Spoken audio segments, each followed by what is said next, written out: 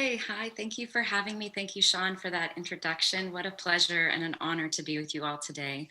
I'm excited to offer you some options for movement, particularly in the field of what we call somatics. Somatics is the integration of mind body. So it looks maybe at the aspect of meditation and how we can move that practice into the experience of moving through your body. So I'm going to ask you now to come to a standing position wherever you are and just make sure that you have a little bit of space around you so that you can comfortably feel free to move your limbs. We're going to take one hand, either your left or your right, behind your head, your neck here.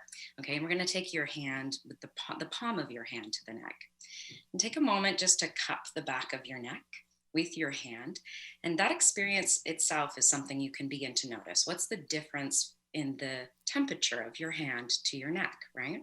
You just take a moment to feel that. Perhaps your hand is a little bit cooler than your neck. Perhaps the curvature of your neck is different than you expected, right? And as you notice these small aspects, bring your gaze, your eye line to your horizon. And as you do that, perhaps you'll see something in your room, maybe a book on a shelf or a picture on the wall. Just notice that if you would. And we're going to take this external touch that we have on the back of our neck with the palm of our hand to the experience of the bones inside of your cervical vertebrae.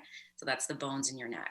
I'm going to ask you now, this is your hand behind your neck, to separate your fingers, evoking a sense of length in those bones. I want you to do this without changing your eye line. And as you experience that, perhaps you'll feel this sense of lengthening through the crown of your head, right? And as you get that lengthening sensation, this should feel easeful and not straining, not effortful. And then take your fingers back to closed again and repeat that experience just so you can feel it again. So it started with the sensation of your neck, the hand on your head, on the back of your neck, and then it continued to this aspect of spreading the fingers and elongating through those cervical vertebrae. Right? How does that translate or have transmission through the crown of your head and perhaps even into your feet, right? There's lots of this embodiment that begins to be sensorially awakening in the rest of yourself. Let's take that to another part of our spine. We're going to take the other hand, the back of your hand, to your low back here. Right? Both of these curves, cervical and lumbar, are more susceptible to injury due to their movement potentiality. So having the back of the hand on the low back, I want you to do the same movement with your hand. Spread those fingers apart. And as you do so, you're going to elongate through the lumbar. The tailbone is going to feel as though it's lengthening down towards the ground, right? And same aspects apply with your gaze on the horizon. No major shifts in what you're doing with your body, but more of an experience of what's happening on the internal part of you. Repeat that, bringing your fingers to a closed position and then allowing the fingers to spread open as if to call upon the lumbar vertebrae into a lengthened position, right? Maybe softening your knees will help a little bit with this. Right, let's take both of those together. So one hand behind the neck, the other hand behind the low back. And then on your exhalation, we're going to try and spread the fingers in both of those areas, keeping your gaze on your horizon. See if you can sense some movement from within, right? Take that again, fingers closed. Last time, you're going to spread those fingers apart, allowing for this experience to be within your body, right? And kind of called upon with your hands. Now allow those arms to sweep down by your sides and just let them dangle. And again, bring your feet back to parallel if they've moved in another direction. We're going to let our body weight shift forward a little bit and then hover the heels off the floor just a little bit and then drop them down. Boom. Right? And when I did that, everything kind of shook, and that's the point of it.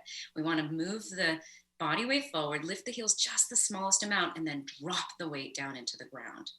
You move your body weight forward, you lift those heels up a little, and you drop it down.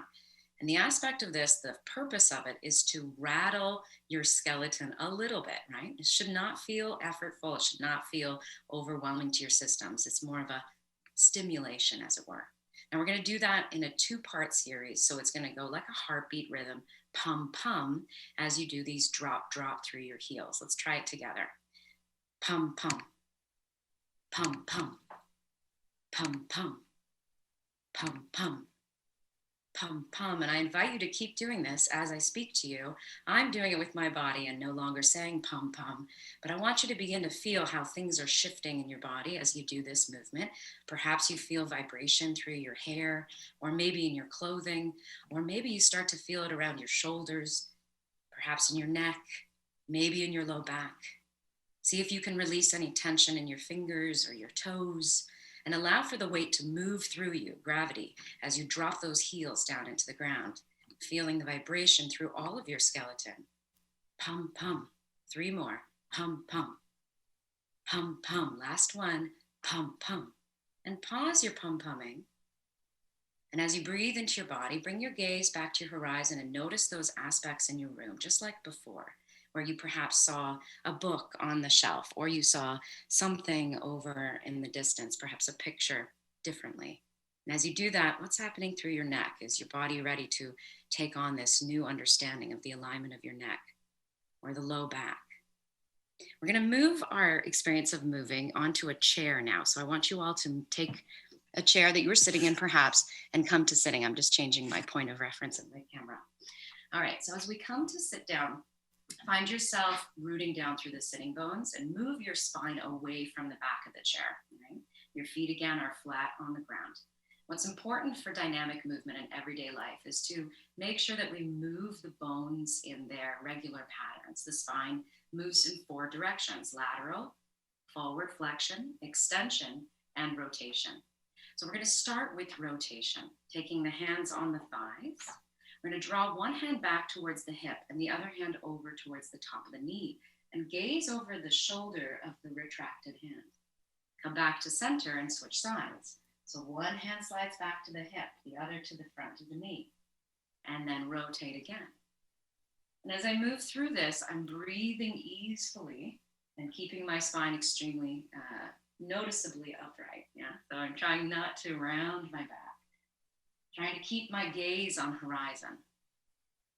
And panning the distance, what's important in this movement work is to stay really present in your space, right? So seeing the things in your space around you is part of that practice. It should feel good in your body and simple, natural. Good, let's do one more each side. Really good. And come back to the center. And let's add that flexion extension component. So we're going to round the spine and move the hands over the knees and look down in between your legs. And on your inhalation here, pull your hands back towards your hips. Lift your chest towards the ceiling. Feel your shoulder blades squeeze.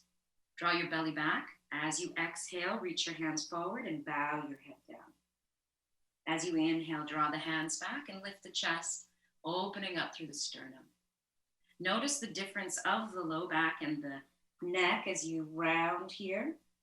And then in between those 2 spots, the neck and the low back, you have your chest, your sternum, your rib cage. How is that rib cage a huge part of this movement? Flexion on the exhale and extension on the inhale. Let's do one more together here. Exhale, rounding. And inhale, extending. Come back to the center and feel how you arrive into that midpoint right in the center. Kick your arms down by your sides now. We've got one more movement left, lateral flexion. Reach down to one side of your chair as if a piece of paper is dropped and you're reaching for it, although you can't take your gaze off horizon. And at the other hand, I'm going to ask to slide up the inseam of your shirt as if you're reaching towards your armpit. Good, and then use your sitting bones, rooting down into the chair to help you come back up to sitting tall. Let's try the other side. So reaching down through the fingertips, sliding your hand down that front of the chair is a useful kind of kinesthetic awareness of where you're going to make sure that we're moving from side to side and not forward and back. Again, to the first side, if you're with me, I'm bending to the side, reaching down towards the floor, and then coming all the way back up. It's out of breath. We're going to inhale as we reach and exhale as you rise back up. Moving this slowly, if you like to move a little quicker, will allow for you to have time to notice how your body is moving and how the weight is shifting through you. Good. Reaching to the side, lengthening towards the floor, and then coming all the way back up again. Can we do one more each side here, really allowing for that opposite hand to slide up the inseam It's an interesting aspect of this movement. Good. One more. Wonderful. And come back to the center and pause. Place your hands on your thighs and take a moment to feel that experience of the spine, the neck, the low back. Now, finish our work together. I want to go back to that pum-pum and see if it's shifted for us at all. So take one hand behind the back of the neck and the other hand towards the low back and come back to standing. Okay. Separate those fingers from each other, spreading the palms of the hands, and notice if you feel any more length is available to you, or if that experience is more easily in your awareness. Slide those hands down. Take a pause as you bring your gaze to horizon. Shift your weight forward, and let's come back to your pum-pums. Here we go. Pum-pum. Andrea, we have 1 minute left to finish up your segment. Pum-pum. Pum-pum. Good. Feel the vibrations through your body as you continue your pum-pums. Pum-pum. Is anything more available to that vibration than perhaps wasn't before? Pum-pum. Let's go for 3 more. Pum-pum. Pum-pum. Pum-pum. And as you pause through that, perhaps there's a sense of awakening. Perhaps there's a sense of integration. And perhaps there's a sense of embodiment that you weren't as in touch with before. Thank you so much for experiencing this work with me. It's an interesting and curious investigation through the body. I hope that I get the chance to work with some of you again.